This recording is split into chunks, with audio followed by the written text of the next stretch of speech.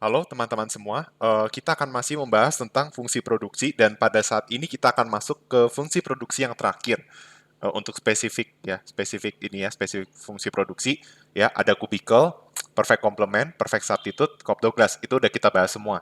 Nah, yang belum kita bahas itu adalah constant elasticity of substitution. Oke, nah misalnya fungsi chess itu diberikan seperti ini. Key yang dipengaruhi oleh capital dan labor. Nah, ini sekarang saya izinkan pakai key-nya huruf besar ya, biar kalian terbiasa juga bahwa key itu tidak harus huruf kecil. Sama dengan A dikali alpha K pangkat min, apa nih nyebutnya row ya, ditambah beta L pangkat min row, buka kurung, tutup kurung, pangkat min K dibagi row. Ya, tolong dibedakan antara menulis row dengan beta, itu berbeda. Ya, kalau beta itu seperti ini. Ya, kalau row seperti ini. Oke. Nah, jadi diketahui fungsi produksinya seperti ini. Terus yang ditanya adalah turunkan marginal productivity dari capital dan labor. Nah, silakan teman-teman coba bisa dicoba ya sebenarnya. Jadi MPK itu adalah turunan Q terhadap K ya. Saya akan jelaskan secara cepat aja. Jadi pastikan jawabannya sama seperti ini. Oke. Nih hasilnya itu adalah seperti ini. Ya, turunan Q terhadap K atau marginal productivity capital itu seperti ini hasilnya. Saya pakai warna yang berbeda. Hasilnya adalah A dikali min K per row dikali min row alpha K pangkat min row min 1 dikalikan dengan alpha K pangkat min row ditambah beta dikali alpha pangkat min row tutup kurung pangkat min K per row. Ya, ini bisa disederhanakan menjadi seperti ini. A besar kali K. Ingat ya, ini K kecil, bedakan K kecil dengan K kapital ya. Mungkin untuk membedakannya, K-nya begini. Oke, supaya ini K kecil ya. Bukan K capital, ini kayak semacam parameter aja. Oke, nah biar nggak kesulitan membedakan. Berarti A dikali K kecil, dikali alpha K besar, capital, pangkat min row min 1, tutup kurung, dikali alpha K pangkat min row ditambah beta L pangkat min row, tutup kurung, pangkat min K per row. Nah, ini adalah marginal productivity capitalnya. Silakan coba dipastikan apakah pekerjaannya itu udah seperti ini. Ya, ini yang pertama sebelum disederhanakan, dan ini setelah disederhanakan. Oke, nanti untuk MPL, nanti kalian akan dapat hasilnya seperti ini. MPL sama dengan A dikali min K kecil dibagi row, dikali min row beta L pangkat min row min 1 tutup kurung dikalikan dengan alpha K pangkat min row ditambah beta dikali alpha di pangkat min row tutup kurung pangkat min K per row. Seperti itu. Nah, ini kalau disederhanakan jadi seperti ini.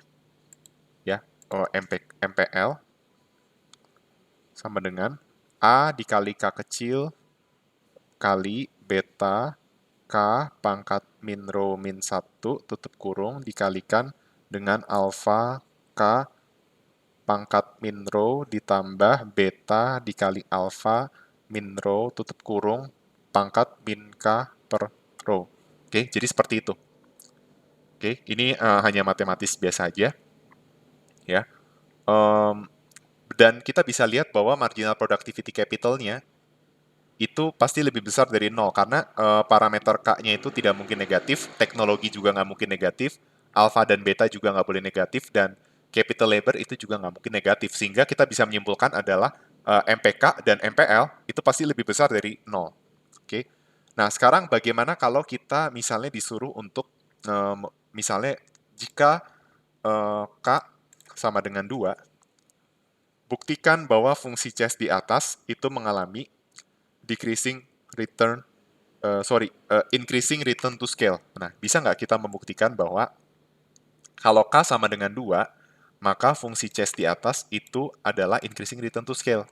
Nah, berarti simple. Kita tinggal ganti nilai K itu jadi sama dengan 2. Ya. Nah, fungsi produksinya itu yang ini.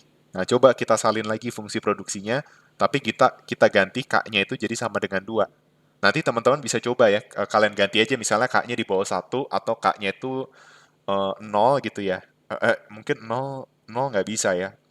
Pokoknya di bawah 0 atau di atas 0. Ini yang di atas 0 udah diwakili dengan K sama dengan 2. Mungkin bisa coba K sama dengan 1 sama K di bawah 1. Nah, silakan dicoba hasilnya apakah dia increasing, konstan, atau decreasing. Seperti itu. Ya. Kalau misalnya K sama dengan 2, berarti nanti fungsi produksinya itu akan menjadi seperti ini. Kita ganti aja K kecilnya jadi 2. A dikali alfa K pangkat min rho ditambah beta dikali alfa pangkat min rho tutup kurung pangkat min 2 per rho.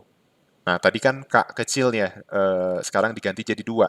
Nah, sekarang kita buktikan kalau dia increasing return to scale. Caranya gimana? Caranya itu kita multiply si capital dan labor dengan proporsi yang sama, dengan menambahkan K, jadi kita ganti K jadi TK, L jadi TL. Nah, nanti hasilnya kayak gimana? Hasilnya jadi seperti ini.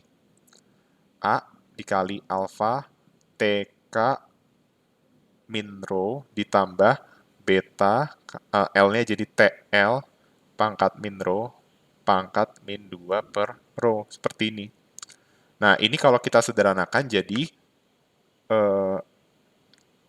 berarti kan unsur yang sama itu adalah T pangkat min rho ya. Jadi sebenarnya A dikali T pangkat min rho dikali alfa K pangkat min rho ditambah beta alfa min rho gitu ya.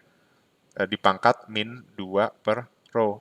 Atau berarti ini ke sini, berarti ini misalnya ini kita biarkan jadi alfa K min rho plus beta alfa min rho pangkat min 2 per beta. Nah, T-nya ini jadi T pangkat min beta dikali min 2 per, bukan beta, per rho dikali min 2 per rho dikali A. Nah, ini tuh berarti si min rho dikali min sama min dikali jadi plus gitu ya.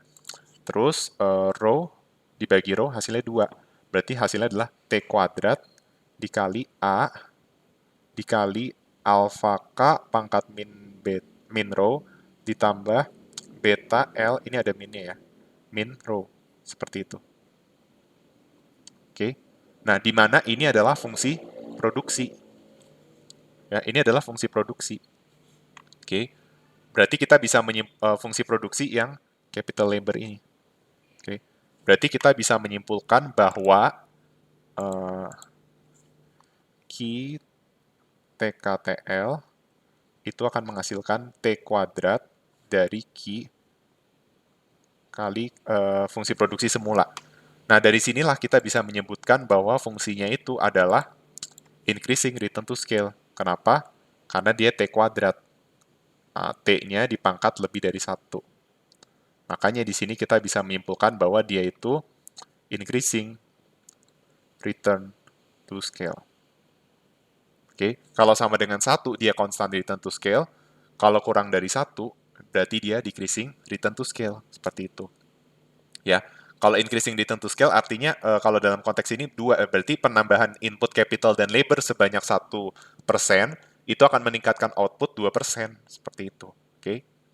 Nah, itu adalah untuk soal fungsi Cs ya. Jadi terbukti bahwa fungsi Cs di atas itu mengalami increasing return to scale. Seperti itu.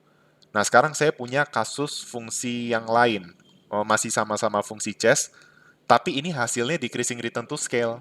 Nah, ini fungsi Cs-nya dimodifikasi. Ya, bentuknya seperti ini. Q KL itu adalah akar dari 1/4K ditambah 3/4 L, seperti ini. Atau berarti Q KL adalah 1/4 K ditambah 3/4 L pangkat setengah. Ya. Nah, berarti ini kalau kita mau ditanya uji return to scale-nya, berarti apa yang harus kita lakukan?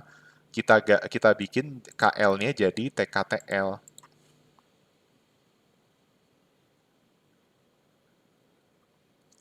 Hasilnya jadi 1/4 TK ditambah 3/4 TL pangkat setengah. Seperti itu. Oke. Nah, berarti ini bisa kita ubah jadi T pangkat setengah dikali 1/4 K ditambah 3/4 L. Di mana ini adalah si fungsi produksi mula-mula. Nah, karena dia T pangkat setengah, ya, karena dia T pangkat setengah, maka kita bisa menyimpulkan bahwa dia itu decreasing return to scale. Atau ini interpretasinya adalah penambahan input 1% akan membuat output naik 0,5% atau kurang dari 1%. Dalam konteks ini T pangkat setengah itu berarti setengahnya, seperti itu. Oke. Nah, jadi itu ya untuk contoh fungsi chess yang decreasing return to scale. Jadi sebenarnya inti dari fungsi chess itu adalah fungsi yang elasticity substitution-nya itu bersifat konstan. Maksudnya dia itu tidak fix gitu ya. Seperti perfect complement itu kan fixnya 0. Perfect substitute hingga Cobb Douglas sama dengan 1 gitu ya. Terus Wassily Leontief yang a generalized production function itu sama dengan 2 kan. Nah, kalau chess itu bisa macam-macam. Nah, tapi ini chess dengan modifikasi nih. Karena parameternya berbeda. Oke. Kalau kita lihat di buku, chess itu parameter K dan L-nya itu nggak beda, tapi sebenarnya boleh dibikin beda gitu ya. Oke. Jadi ini dengan modifikasi. Nah, sekarang bagaimana kalau ceritanya ada soal Anda itu diminta untuk membuat isokwan dari sini, ya? Gimana caranya membuat isokwan dari fungsi produksi yang seperti ini? Gampang. Ini biar jadi intinya kita harus tahu apa namanya ceritanya ini jangka pendek ya. Kalau jangka pendek kita bikin capital yang fix gitu ya. Sedangkan labor-nya itu yang mengikuti gitu. Jadi kayak kalau key-nya segini, capital segini berapa labor-nya. Nah, berarti kita mencari persamaan labor untuk titik isoquant curve-nya. Nah, ini kan masih dalam akar ya, atau kita lihat aja yang ini udah bisa dilihat nih. Nah, ini tuh masih bentuknya adalah key sama dengan sekian pangkat setengah. Nah, berarti ini bisa kita ubah jadi key kuadrat sama dengan 1/4 K ditambah 3/4 L. Gitu. Nah, berarti 3/4 L sama dengan Q kuadrat dikurang 1/4 K. Oke. Berarti L sama dengan 4/3 Q kuadrat dikurang 1/4 dikali 4/3. Hasilnya adalah 1/3 K. Oke. Nah, jadi dari informasi ini, kita bisa membuat isoquant curve. Nah, karena misalnya di soal Anda tidak dikasih tahu berapa capital yang digunakan, ceritanya kalian cuma dikasih tahu, diminta untuk membuat isoquant ketika key-nya itu 4, ya. Bikin isoquant curve ketika key-nya sama dengan 4, lalu bikin isoquant curve ketika key-nya sama dengan 8, dan bikin isoquant curve ketika key-nya itu sama dengan 16. Nah, berarti cara yang gampang itu adalah kalau ini menurut caranya saya ya, jadi maksudnya kayak teman-teman bisa gunakan angka yang berbeda. Nggak kaku seperti ini caranya, itu yang mau saya sampaikan sih. Jadi kalau saya itu lebih suka caranya adalah kita bikin beberapa titik. Nah, mungkin karena dia bukan fungsi Cobb-Douglas, jadi kayak kemiringannya itu seperti agak berbeda ya. Maka mungkin kita harus gunakan 3 titik. Nah, 3 titiknya gimana caranya? Nah, kita asumsikan K-nya itu, jadi jadi gini, ceritanya ini key-nya bisa segini. Nah, tapi kita asumsikan misalnya K-nya itu sama dengan 1, lalu K-nya sama dengan 4, dan K-nya sama dengan 16. Seperti itu. Nah, tugasnya itu adalah sekarang kita mencari berapa sih labor kalau key-nya kita mau sebesar 4 atau 8 atau 16 dengan capital 1, capital 4, dan capital 16. Ya, teman-teman tinggal berarti gampang, tinggal masukin nilai key dan K-nya ya. Jadi misalnya mau mencari berapakah labor yang diperlukan jika key yang mau kita hasilkan itu 4 dan capital yang digunakan itu sama dengan 1. Ya udah tinggal ganti key-nya jadi 4, K-nya jadi 1. Nanti ketemu L-nya. Begitu pula untuk yang lainnya ya. Jadi saya rasa caranya gampang ya untuk mencari apa namanya? Mencari isoquant curve seperti itu ya. Jadi gampang lah ya. Teman-teman pasti udah pada bisa. Oke. Nah, jadi kayak gitu caranya ya. Nah, sekarang mungkin teman-teman bisa sambil mencoba untuk apa namanya? Mencoba untuk menghitung gitu ya. Coba untuk menghitung kira-kira kira-kira berapa labornya. Nah, nanti kalau perhitungan teman-teman benar, ini hasilnya ya. Labornya itu 21. Kalau iya maksudnya kalau K-nya 1, Q-nya 4, lebarnya 21. Terus kalau K-nya 4, Q-nya 4, lebarnya 20. Masuk akal ya, kalau kalau capital naik, lebar turun. Kalau capitalnya 16, lebarnya 16. Oke, ini untuk lebarnya. Bagaimana kalau Q-nya 8? Berarti logikanya apa? Dengan capital yang sama, lebar harus lebih banyak kalau outputnya mau lebih tinggi. Nah, ini nanti kalian cari hasilnya lebarnya itu 85 di sini. Di sini itu lebarnya sama dengan 84. Dan di sini itu lebarnya sama dengan 80. Nah, yang di sini lebarnya 341. Di sini lebarnya 340 dan di sini lebarnya 336. Seperti itu. Oke. Jadi ini adalah kita sudah mendapatkan informasi dari isoquant curve ya. Jadi kalau berarti untuk isoquant 4 kita dapat ketika capital 1 lebar 21, capital 4 lebar 20, terus capital 16 sama lebar 16. Jadi kurang lebih nanti menggambarkan kurvanya itu seperti ini. Ya, ini untuk nah saya akan gambarkan untuk yang key sama dengan 4. Nanti teman-teman bisa coba untuk menggambarkan yang key-nya sama dengan 8 dan key-nya sama dengan 16. Silahkan teman-teman coba sendiri karena ini gampang. Nggak susah sama sekali. Oke, harus dicoba.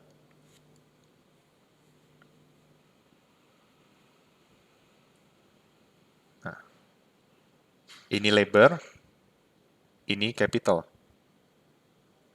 Oke. Sebenarnya nanti bagusnya kalian bikin isoquantnya ada tiga-tiganya di satu kurva yang sama. Jadi untuk menunjukkan bahwa ini loh buktinya ya, ketika Q meningkat, isoquant itu ke kanan atas. Oke. Nah, saya cuma mau gambarkan yang ini, yang Q sama dengan 4. Kan K1, L21. Ya, berarti kita bikinnya titik-titiknya ini 1, 2, 4. Nah, ini saya pakai skala logaritma nih ceritanya. Setiap 2 cm saya pakainya misalnya di sini 4 pangkat 0, 4 pangkat 1, sama 4 pangkat 2. Kan capitalnya 1, 4, 16. Nah, kalau saya maunya pakai skala logaritma ceritanya. Nah, skala logaritma saya udah pernah ngajarin ya di matematika ekonomi. Jadi kayak kita membuat perbandingannya bukan berdasarkan misalnya, oh tiap 1 cm saya mau naik 5 satuan, tapi saya mau bikin dalam logaritma. Jadi 4 pangkat 1, 4 pangkat 2, 4 pangkat 3, bisa 10 pangkat 1, 10 pangkat 2, 10 pangkat 3 itu juga bisa. Ya, biar gampang aja. Terus pasti akan ngaruh ke kemiringannya. Oke, tapi nggak apa-apa, biar gampang aja pakai skala logaritma. Nah terus tadi ya kalau capitalnya 1 itu lebarnya harus 21. Kalau capitalnya 4 lebarnya 20, capitalnya 16 lebarnya 16. Nah berarti bikin titik lebar ketika 16, 20, 21. Nah ini agak sulit kalau mau pakai skala logaritma lebarnya. Jadi biarkan aja dalam satuan biasa.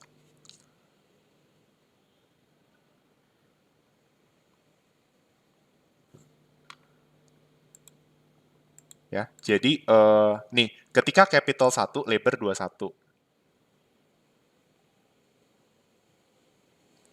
Ketika capitalnya 4, lebarnya 20.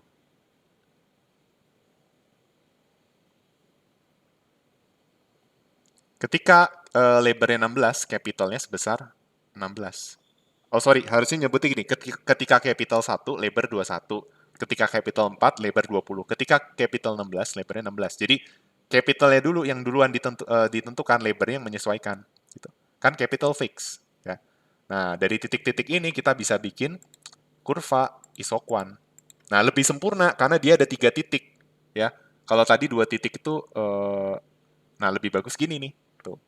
Ini Q 0 sama dengan 4. Ya berapa sih yang dihasilkan?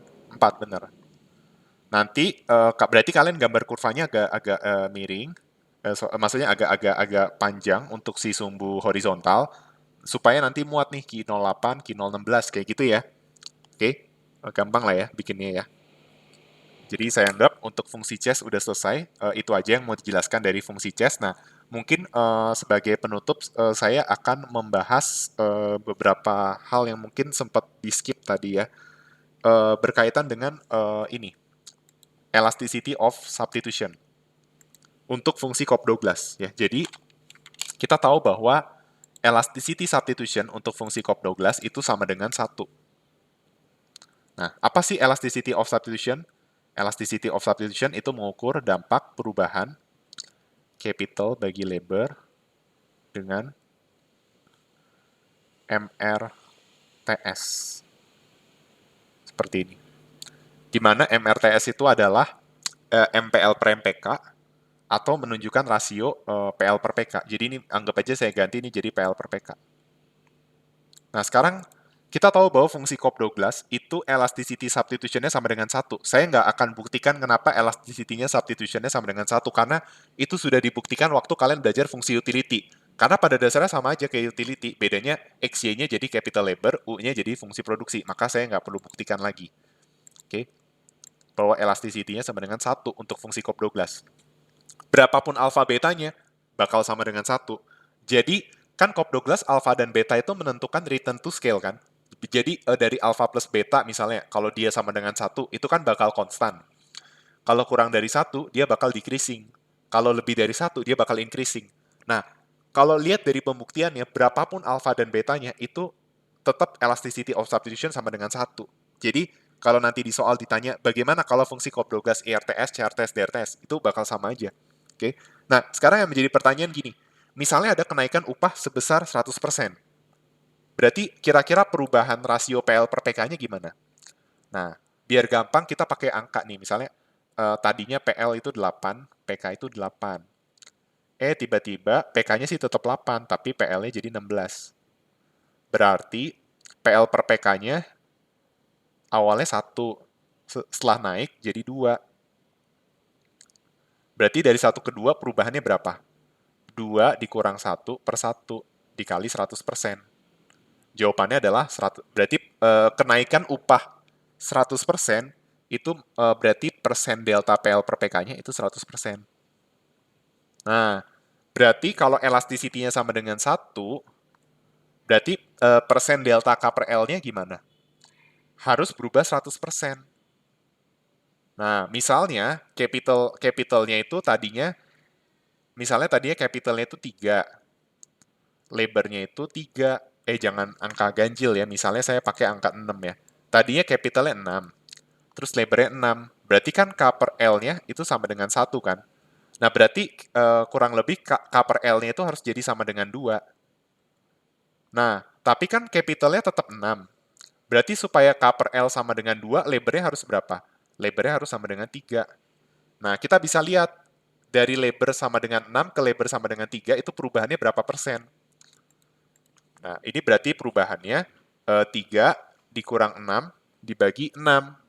Hasilnya itu adalah min setengah atau min 50%. Seperti itu.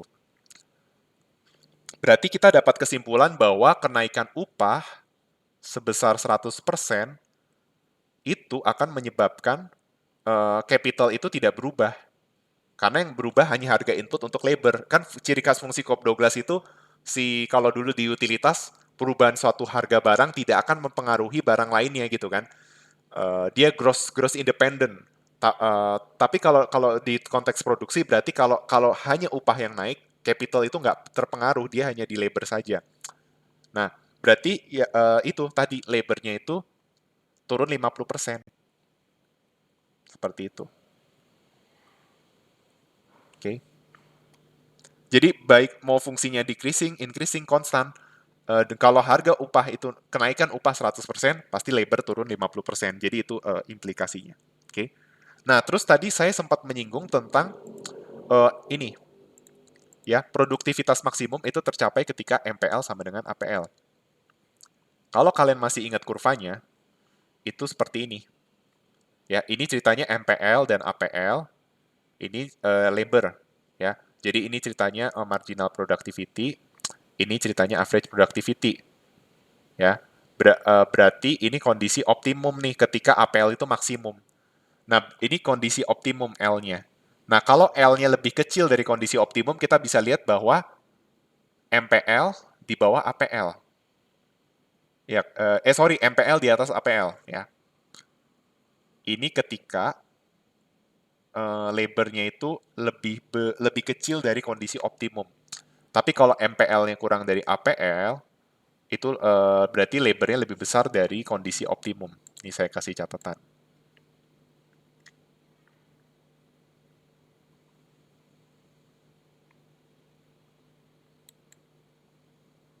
Apa?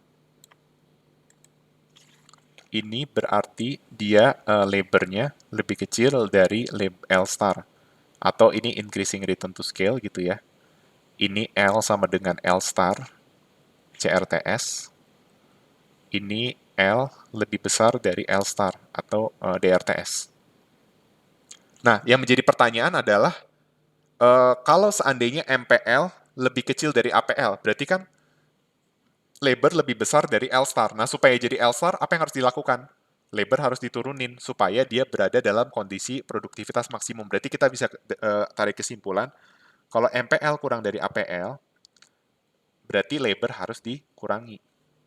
Nah, sebaliknya, kalau MPL lebih besar dari APL, labor harus ditambah. Tapi ingat, pengurangan labor atau penambahan labor itu harus mencapai L star supaya dia mencapai produktivitas maksimum. Seperti itu, oke? Jadi ini hanya mereview aja apa yang kalian sudah dapatkan di video sebelumnya, ya. Nah, yang terakhir itu terkait fungsi produksi dengan karakteristik constant tentu scale. Jadi saya ingin mencoba untuk memperlihatkan apa ya, kayak kalau fungsi yang constant tentu scale itu kurang lebih seperti apa gitu ya. Nah, jadi seperti ini. Misalnya kita punya fungsi Q sama dengan F. Jadi Q adalah fungsi produksi yang dipengaruhi oleh input capital dan labor. Oke. Nah, untuk fungsi produksi yang constant to scale sebenarnya kita bisa bikin jadi FK dikali K ditambah FL dikali L sebenarnya. Oke. Jadi FK dikali K ditambah FL kali L. Nah, uh, ini membuktikannya seperti ini sebenarnya. Untuk constant to scale jadi gini, kan kalau constant to scale, T dikali Q sama dengan FKL. Karena dia nggak berubah. Ya. Nah, berarti misalnya kita bikin jadi T kali Q. Apa yang terjadi? Berarti kalau jadi T kali Q, itu hasilnya harus sama dengan FK dikali K tambah FL kali L. Karena dia nggak berubah, tetap seperti ini. Oke. Nah, berarti kita bisa bikin jadi seperti ini. Berarti ini kan T pangkat 1 ya. Gini, T Q.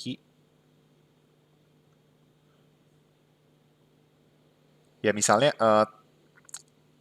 berarti kan gini-gini. T Q sama dengan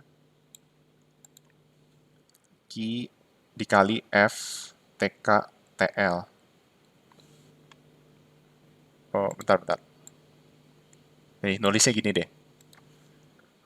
TQ itu atau T dikali FKL sama aja kayak FTKTL. Jadi nggak ada perbedaan gitu ya. Nah, sekarang kita bikin misalnya TQ sama dengan FKK ditambah FLL. Ya. Nah, di mana T-nya ini sama T pangkat 1 kan. Nah, berarti misalkan Q sama dengan kembali ke awal nih, Q sama dengan FKK plus FLL. Nah, misalnya ini kita bagi Q, ini kita bagi Q, ini kita bagi Q. Maka apa yang terjadi? Q bagi Q itu hasilnya sama dengan 1. Oke. Nah, ingat FK itu adalah MPK. MPK. Nah, ingat kalau Q per K itu APK. Nah, kalau K per Q berarti APK di inverse. Nah, FL itu MPL, L per Q, kan Q per L itu APL, L per Q itu APL inverse. Seperti ini. Berarti 1 sama dengan MPK dibagi APK ditambah MPL dibagi APL. Seperti itu. Oke. Nah, berarti dari persamaan ini kita bisa menyimpulkan bahwa bahwa MPK per APK sama dengan 1 dikurang MPL dibagi APL. Nah, misalnya ini dikalikan dengan APK. Nah, nanti ini jadi hilang. Jadi MPK sama dengan 1 min MPL dibagi APL, tutup kurung dikali APK. Nah, seandainya, misalnya itu, berarti kita bisa dapat kesimpulan bahwa besarnya MPK itu sama dengan APK dikali 1 dikurang MPL per APL. Ini kesimpulan pertama yang bisa kita dapatkan dari sebuah fungsi constant return to scale. Oke. Nah, terus langkah selanjutnya gimana? Langkah selanjutnya, coba kita simulasi jika MPL lebih besar dari APL. Kalau MPL lebih besar dari APL, sudah pasti MPL per APL itu lebih besar dari 1. Sehingga 1 dikurang MPL per APL itu kurang dari 0.